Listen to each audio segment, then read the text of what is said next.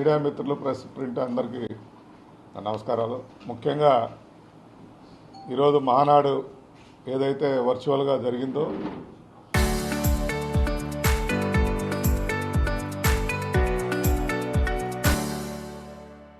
$24 లక్షల మంది మా తెలుగుదేశం క్యాడర్ పార్టిసిపేట్ చేయటం, మా జాతీయ అధ్యక్షులు కానీ మా వర్కింగ్ ప్రెసిడెంట్ నారా లోకేష్ బాబు గారు కానీ నిన్న అందరిని అభినందించడం జరిగింది.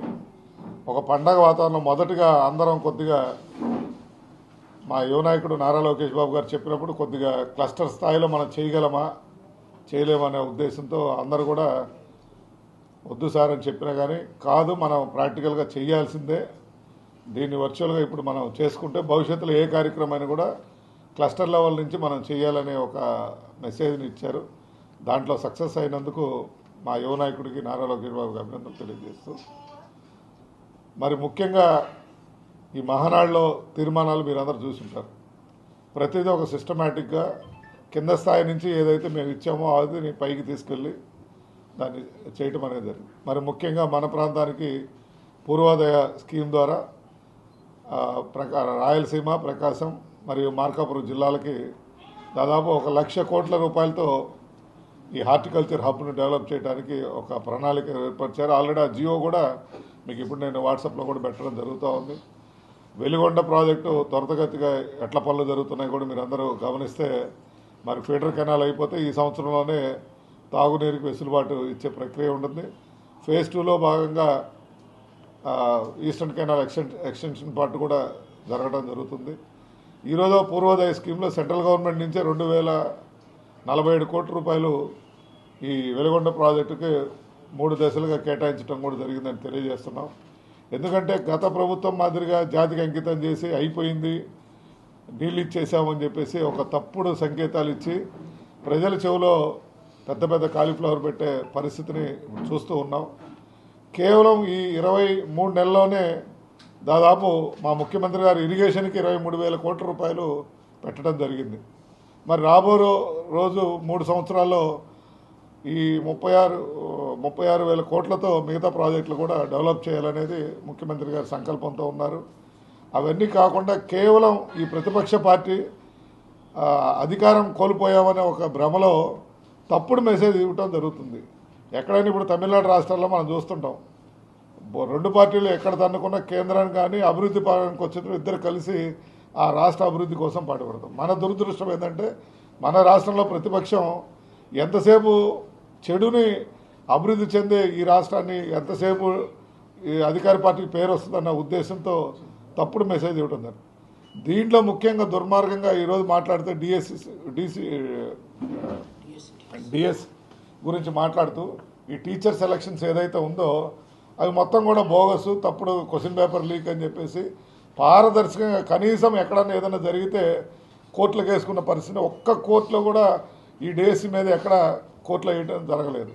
కానీ ఈరోజు ప్రతిపక్షాల్లో లబ్ధి పొందాలనే ఒక ఉద్దేశంతో దాన్ని చిత్రీకరించి ధర్నాలు చేయటం, దాన్ని పిలుపునేయటం, ఇది ఒక రాంగ్ మెసేజ్. ఎందుకంటే ఆల్రెడీ డిఎస్సి ద్వారా సెలెక్ట్ అయ్యి మెరిట్ ద్వారా అందరినీ పారదర్శకంగా వాళ్ళు జాబ్స్ కూడా ఇచ్చి వాళ్ళందరూ కూడా ఉద్యోగాలు చేసుకుంటూ ఉన్న వాళ్ళకు కూడా వీళ్ళు అభద్రతా భావం కలుపుకోవడం జరుగుతూ ఉంది. ఎందుకంటే మీకు అలవాటు అది. గ్రూప్ 2లో నిన్న జరిగింది మీరు చూసుంటారు. మా కనిగిరి ఆర్డీఓ కానీ డిఎస్పీలు కానీ వీళ్ళందరూ కూడా ఈరోజు కోర్టుకు వెళ్ళి ఆశ్రయించి లూప్ లైన్లో ఉండాల్సిన పరిస్థితి. అది మీ ప్రభుత్వంలో జరిగింది, మా ప్రభుత్వంలో కాదు. కాబట్టి ఇటువంటి తప్పుడు సంకేతాలు ఇవ్వద్దు. మీరు గ్రూప్ 2లో చేసిన అవినీతి ఏదైతే ఉందో ఆ కోర్టుకు వివరించి మీరు తప్పు చేయలేదని నిరూపించుకొని ఆ అధికారులకు కూడా న్యాయం చేయమని కోరుతున్నాం. కానీ ఈ మాదిరిగా తప్పుడు చేస్తే మా నాయకుడి లక్ష్యం అది కాదు. పారదర్శకంగా ఏదైనా ఇక్కడ డెవలప్ చేయాలనే ఒక సంకల్పంతో ఉన్న వ్యక్తి. ఈ రాష్ట్రం విభజనతోనే కొంత నష్టపోతే ఆ నష్టపోయిన తర్వాత మళ్ళీ మిమ్మల్ని 1924 మీకు అధికారం ఇచ్చి ఇంకా మీ గొడ్డల పార్టీ వల్ల చాలా మంది అన్యాయం అయి ఉన్నాం. అది కాకుండా అభివృద్ధికి సహకరించండి. మీరు చెడు చేసినప్పుడు తప్పగా ప్రతిపక్షంగా మాకు సూచనలు ఇవ్వండి, దాన్ని మేము మార్చుకోవడానికి ఉన్నాం. మా నాయకుడు చెడు చేయడానికి ఎప్పుడు ఉండదు. ఏ కార్యక్రమం పెట్టినా విశ్లేషించి సరిగ్గా చెప్పే నాయకుడు. కాబట్టి అటువంటి నాయకత్వంలో పనిచేస్తున్నాం. కాబట్టి దీన్ని దృష్టిలో పెట్టుకొని ప్రతిపక్షానికి హెచ్చరిస్తూ ఉన్నాం, మీరు తప్పుడు చేస్తే మటుకు చర్యలు తప్పవు అని హెచ్చరిస్తూ సెలవు తీసుకున్నాం.